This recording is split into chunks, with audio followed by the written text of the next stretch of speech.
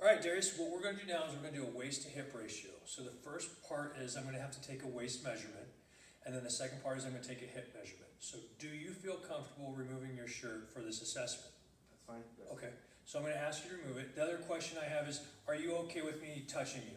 Yes. That's Okay, so what we're going to do is, first I'm going to have you put your arms out to the side, and I'm just going to have you rock left to right. And what I'm looking for is the bending point right now for your waist. Okay, good. Go ahead and stop. Keep your arms up to the side.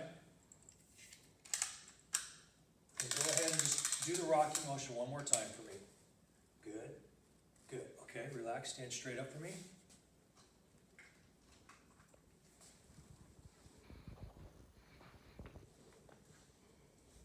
Relax. Good. 38.5. Now I'm going to record that number. Now what I'd like you to do is stand with your feet touching side by side. And I'm first going to poke you on the side of your leg because I'm trying to find your greater trochanter, which is a landmark for me, okay? If you wouldn't mind, put your thumb right there for me. Yep, and just hold that for me. And the same thing, put your thumb right here for me. Great. I'm going to step off to the side. I'm going to wrap this around your lower waist and some of your gluteals. Don't mind my reach. I want you to just put your thumb right back. Good. You're okay, you can relax.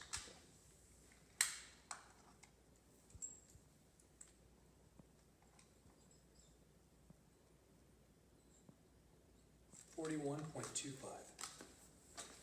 I'm just going to record that number.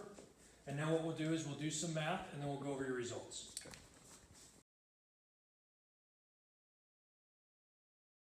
When he bends, I'm going to ask him to put his fingers at the spots where he bends. I'm going to try to make sure he goes left to right, not front to back in the bend. I'm going to visually move his fingers, go to your left, where I see his bending point. At that point, I'm going to ask him to place the tape underneath his thumb. I'm going to walk around, ask him to place this end under his thumb.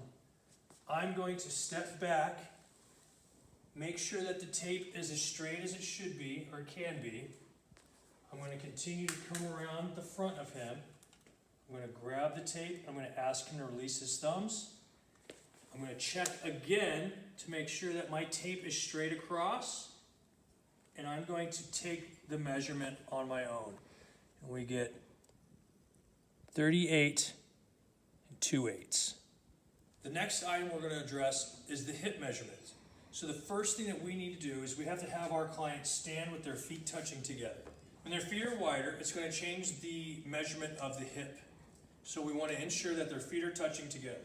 We're going to ask our client to place their thumb on top of their iliac again so that the skin folds over. We're going to ask them to extend their fingers straight down on both sides. And we're going to physically check to make sure by palpating the hip. Is he in the right location? Yes, he is. I'm going to move his finger, though, where I want. Relax. Actually, I'm going to move his thumb down for me. It's easier. Now I'm going to check the other side as well. Good. I'm going to move his thumb again. I'm going to place this tape under his thumb.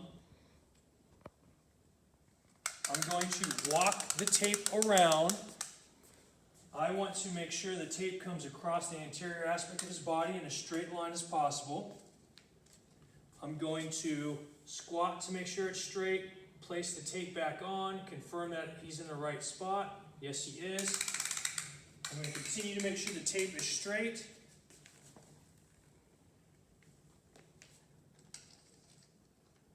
I'm going to grab the tape out of his hands, ask him to relax. Front and on the back, and then I take my measurement. The number we have is 40 5/8. I record that. Darius, we just did your waist to hip ratio, and the reason we're doing this assessment is to get an idea of where your fat's being displaced. Where it's not being displaced, but where it's being stored. Okay, so for males, we typically see that the fat is being stored in the midsection or abdomen, right? And that's a risk for us because That fat could be affecting our organs that are vital to us, so heart, lungs, liver, pancreas, kidneys, etc. Okay, so the two measurements that we look at is the waist, so that's the first one I took. The second one is the hips. What we do is then we find out what the ratio is. So we take that top number, for you it was 38.5, and we divide that by the bottom number, the hips, which was for you 41.25. After doing the math, we found that your ratio comes out to 0.93. For males, we're looking for that number to be below 1.0.